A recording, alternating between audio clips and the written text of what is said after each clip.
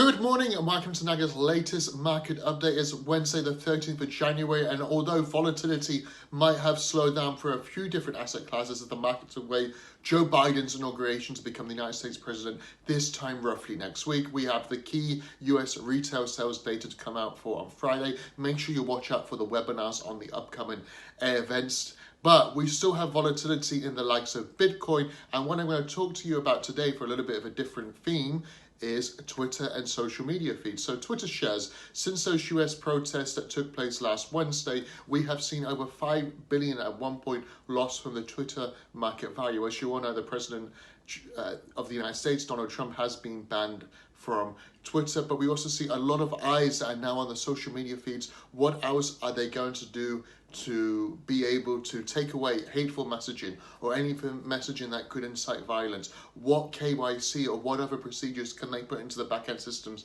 to stop it? Can they really stop it? And how are the Democrats going to come down on these technology companies where we already knew before the US elections that Democratic lawmakers said that the technology giants were holding a monopoly power on the sector? So the companies such as Twitter, Facebook, Amazon, Apple, Google, Alphabet, these all have a lot of eyes on them, and that's only a few because there's a huge amount of technology giants that the Democrats will be looking out for a number of different reasons. So that's the key question. What can they do to impress the new political figures that are going to come into the United States political system power, and whether they can do enough to stop this stock market sentiment? Because it could be that this is just the beginning of what would be a prolonged or might be selling period for the sector in general. But at the same time, we've got the pandemic that's rolling on. More countries are announcing further restrictions, which means that stay-at-home stocks